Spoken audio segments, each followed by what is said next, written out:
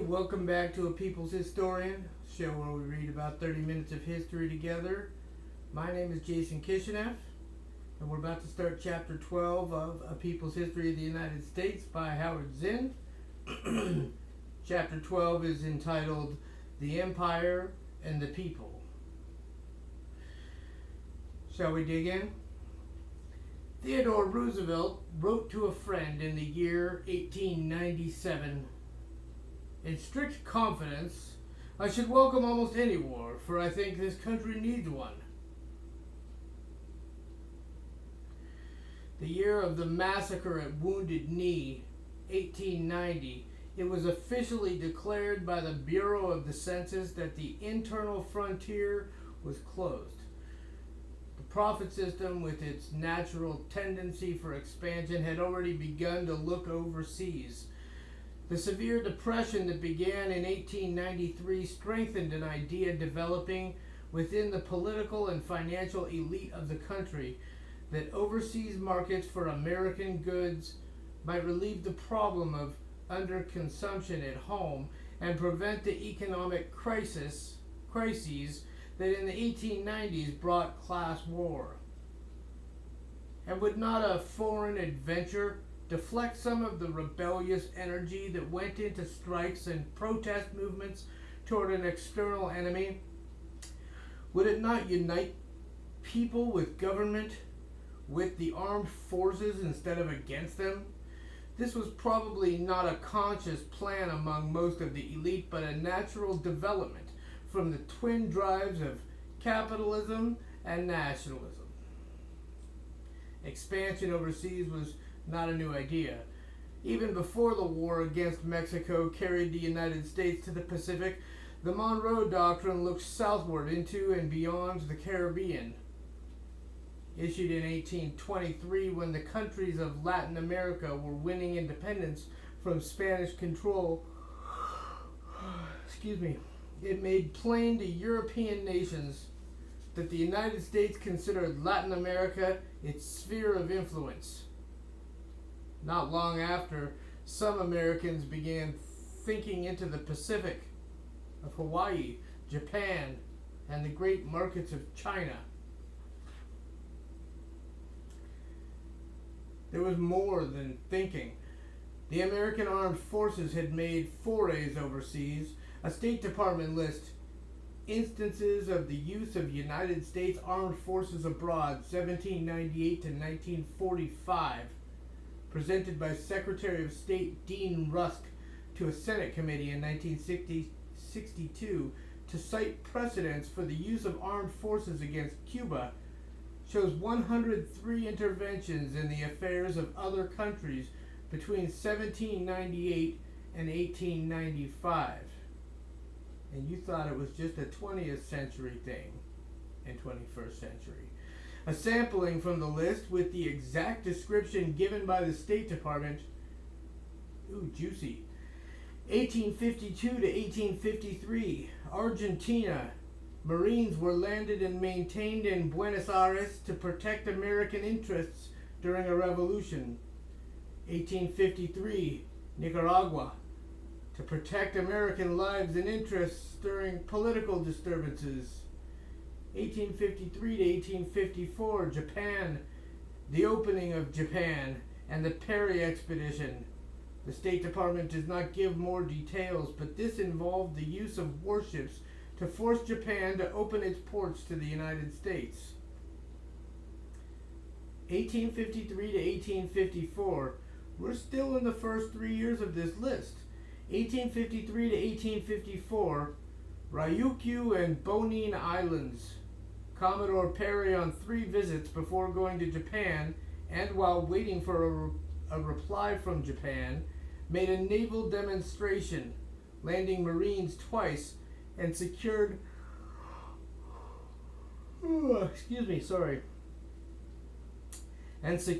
a coaling concession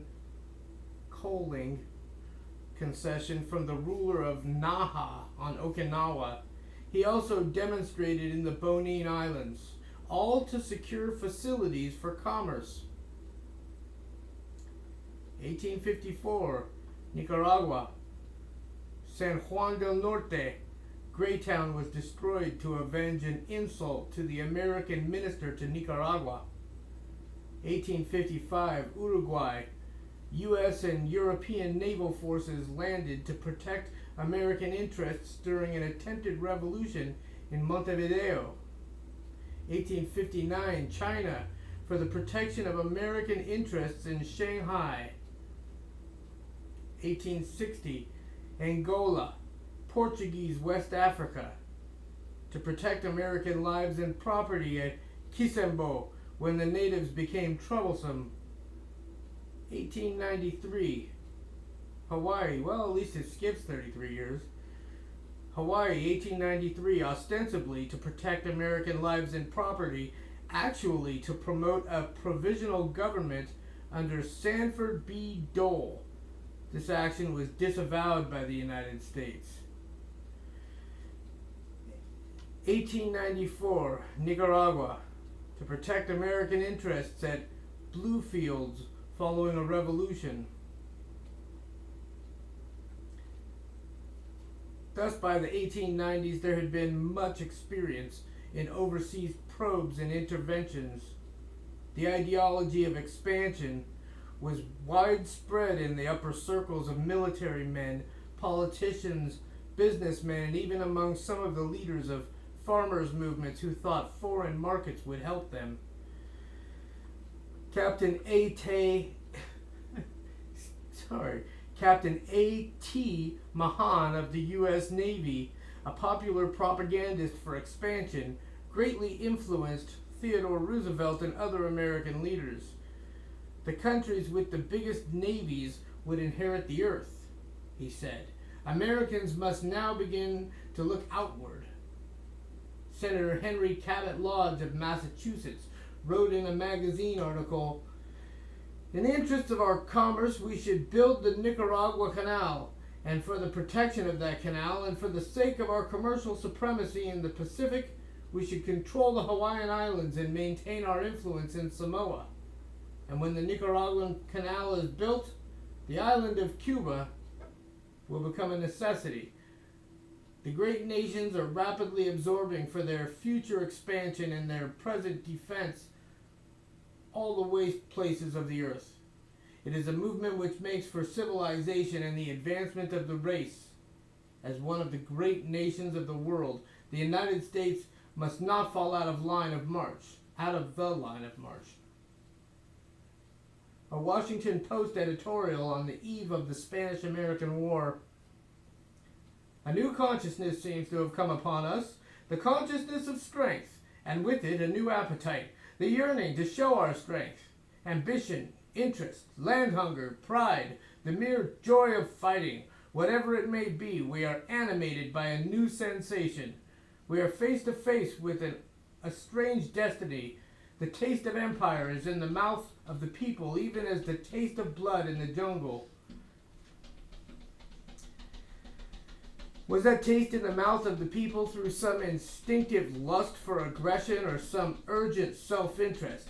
Or was it a taste, if indeed it existed, created, encouraged, advertised, and exaggerated by the millionaire press, the military, the government, the eager to please scholars of the time? Political scientist John Burgess of Columbia University said the Teutonic and Anglo-Saxon races were particularly endowed with the capacity for establishing nation-states. They are entrusted with the mission of conducting the political civilization of the modern world.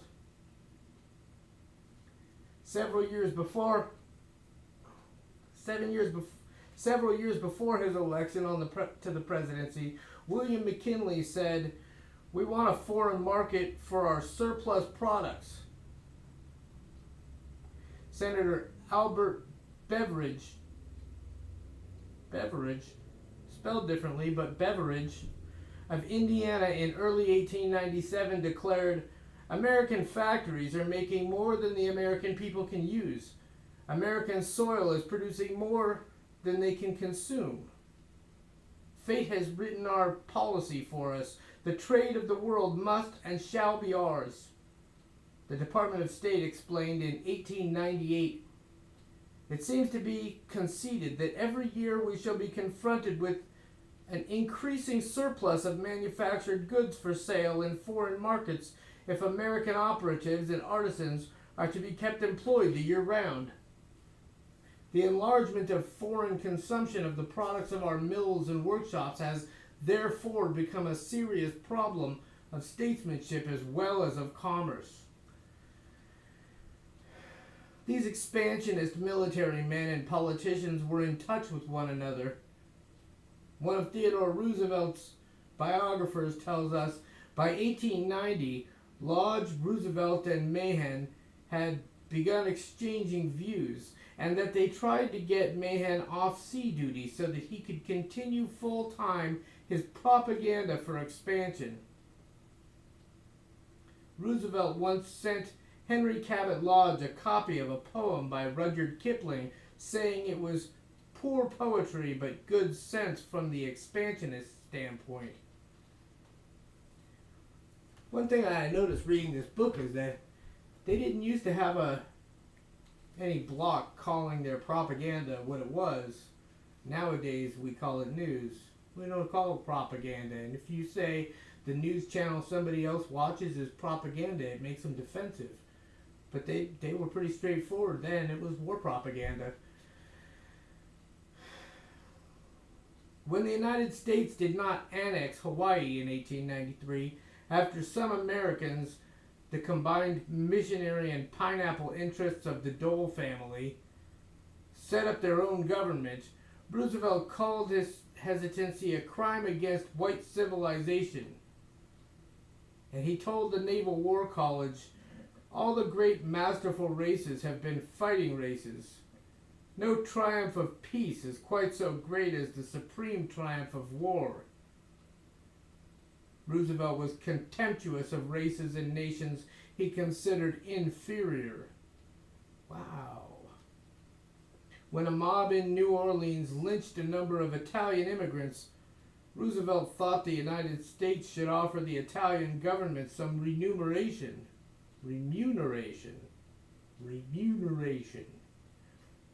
But privately he wrote his sister that he thought the lynching was rather a good thing, and told her he had said as much at a dinner with various Dago diplomats, all wrought up by the lynching. See, I told you right in the description, this is not your high school history book. William James, the philosopher who became one of the leading anti-imperialists of his time, wrote about Roosevelt that he gushes over war as the ideal condition of human society, for the manly strenuousness which it involves, and treats peace as a condition of blubber-like and swollen ignobility, fit only for huckstering weaklings dwelling in gray twilight and heedless of the higher life. Roosevelt's talk of expansionism was not just a matter of manliness and heroism. He was conscious of our trade relations with China.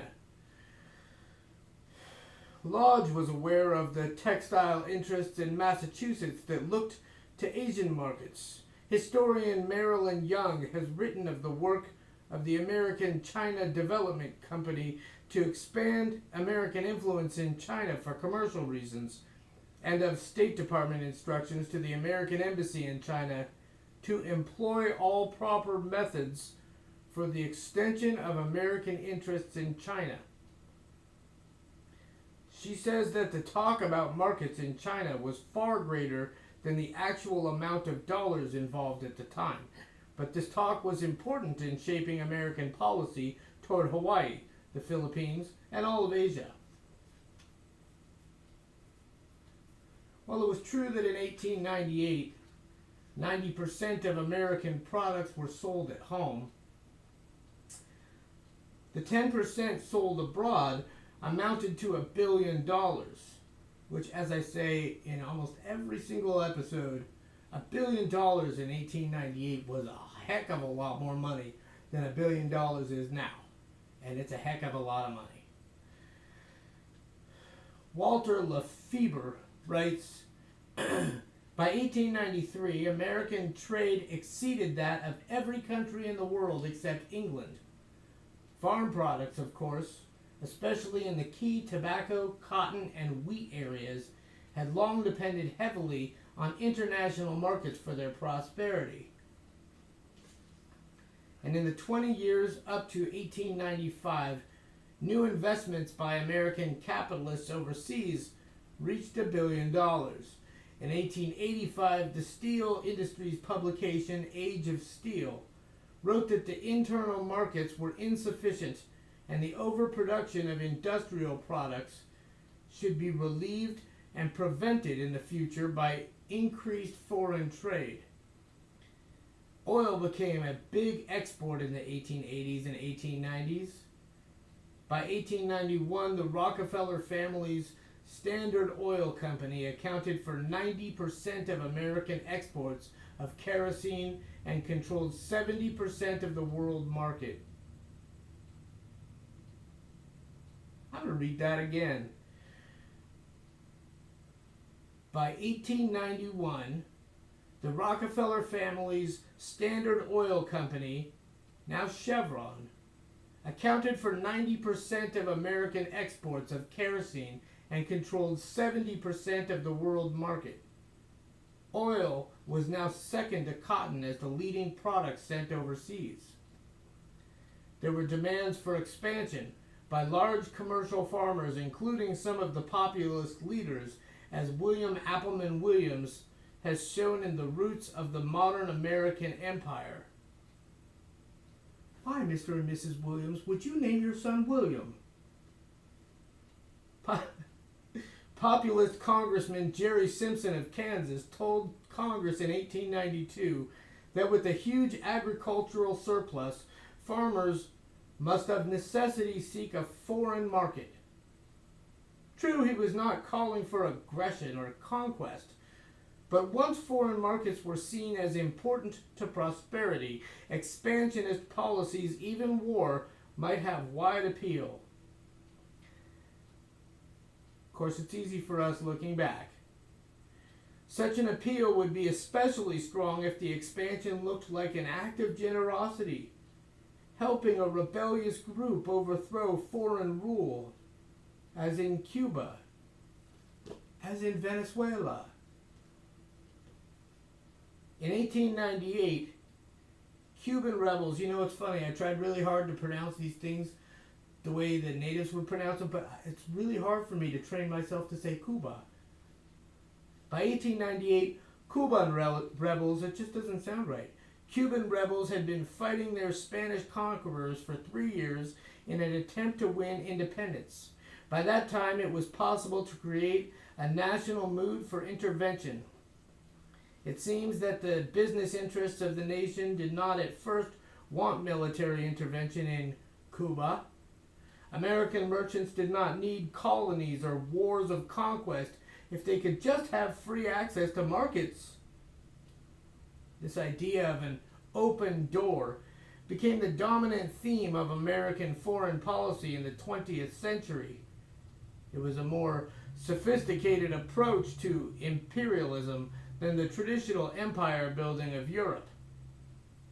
William Appleman Williams, in The Tragedy of American Diplomacy, says, "This national argument is usually interpreted as a battle between imperialists led by Roosevelt and Lodge and anti-imperialists led by William Jennings Bryan and Carl Schurz, S-C-H-U-R-Z, Schurz.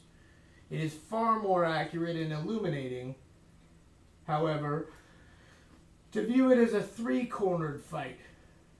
The third group was a coalition of businessmen, intellectuals and politicians who opposed traditional colonialism and advocated instead a policy of an open door through which America's preponderant economic strength would enter and dominate all undeveloped areas of the world. BAM! What? What? However, this preference on the part of some business groups and politicians for what Williams calls the idea of informal empire without war was always subject to change. If peaceful imperialism turned out to be impossible, military action might be needed. Informal empire, peaceful imperialism. For instance, in late 1897 and early 1898, with China weakened by a recent war with Japan, German military forces occupied the Chinese port of Tsingtao at the mouth of Chpt Bay and demanded a naval station there with rights to railways and coal mines on the nearby peninsula of Shantung. Within the next few months, other European powers moved in on China, and the partition of China by the major imperialist powers was underway, with the United States left behind. At this point, the New York Journal of Commerce, which had advocated peaceful development of free trade, now urged old-fashioned military colonialism. Julius Pratt, a historian of U.S. expansionism, describes the turnabout. This paper, which has been heretofore characterized as pacifist, anti-imperialist, and devoted to the development of commerce in a free trade world, saw the foundation of its faith crumbling as a result of the threatened partition of China, declaring that free access to the markets of China with its 400,000 people would largely solve the problem of the disposal of our surplus manufacturers. The journal came out not only for a stern insistence upon complete equality of rights in China, but unreservedly also for an Isthmian canal, the acquisition of Hawaii, and a material increase in the Navy, three measures which it had heretofore strenuously opposed. Nothing could be more significant than the manner in which this paper was converted in a few weeks. There was a similar turnabout in U.S. business attitudes on Cuba in 1898. Cuba. Businessmen had been interested from the start of the Cuban revolt against Spain in the effect on commercial possibilities there. There already was a substantial economic interest in the island, which President Grover Cleveland summarized in 1896.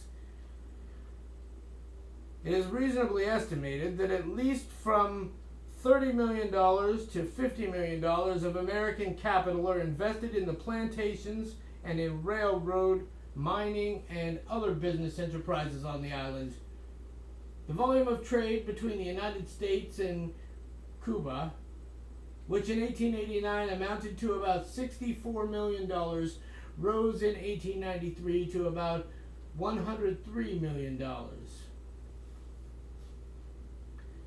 Popular support of the Cuban Revolution was based on the thought that they, like the Americans of 1776, were fighting a war for their own liberation. The United States government, however, the conservative product of another revolutionary war, had power and profit in mind as it observed the events in Cuba. Neither Cleveland, president during the 5 years of the Cuban Revolt, nor McKinley, who followed, recognized the insurgents officially as belligerents. Such legal recognition would have enabled the United States to give aid to the rebels without sending an army, but there may have been fear that the rebels would win on their own and keep the United States out.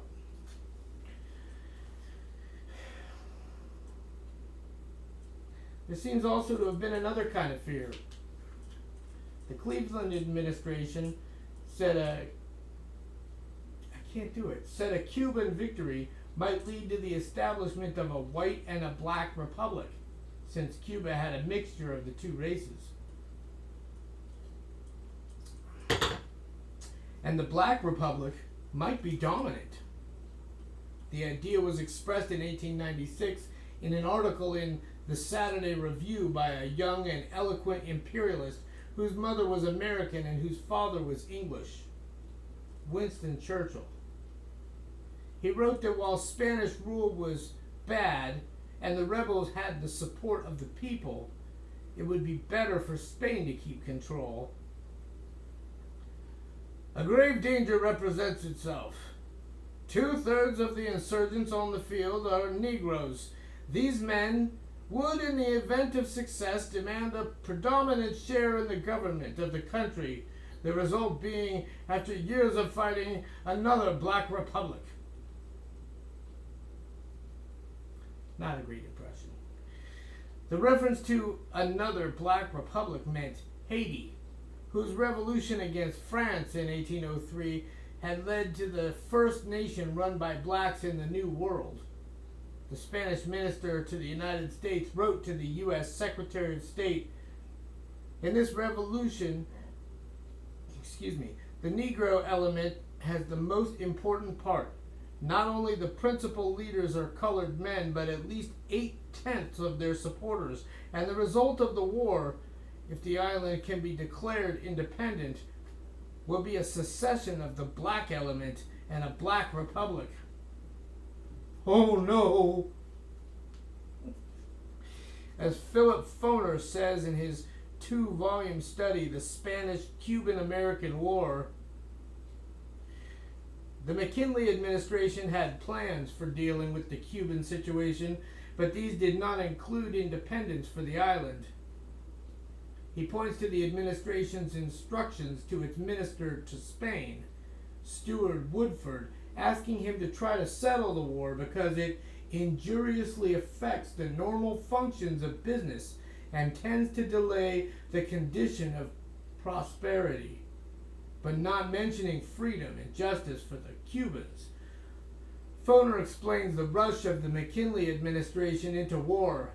Its ultimatum gave Spain little time to negotiate, by the fact that if the United States waited too long, the Cuban revolutionary forces would emerge victorious, replacing the collapsing Spanish regime. In February 1898, the U.S. battleship Maine in Havana Harbor, as a symbol of American interest in the Cuban events, was destroyed by a mysterious explosion and sank, with the loss of 268 men. There was no evidence ever produced on the cause of the explosion, but excitement grew swiftly in the United States, and McKinley began to move in the direction of war. Walter Lefebvre says, "The president did not want war. He had been sincere and tireless in his efforts to maintain the peace." By mid-March, however, he was beginning to discover that, although he did not want war, he did want what only a war could provide: the disappearance of the terrible uncertainty in American political and economic life, and a solid basis from which to resume the building of the new American commercial empire.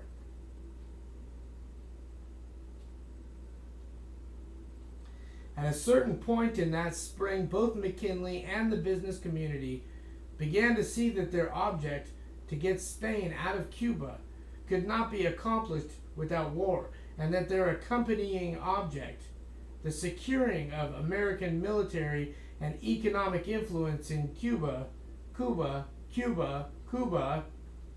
not be left to the Cuban rebels, but could be ensured only by U.S. intervention. The New York Commercial Advertiser, at first against war, by March 10th asked intervention in Cuba for humanity and love of freedom, and above all, the desire that the commerce and industry of every part of the world shall have full freedom of development in the whole world's interests.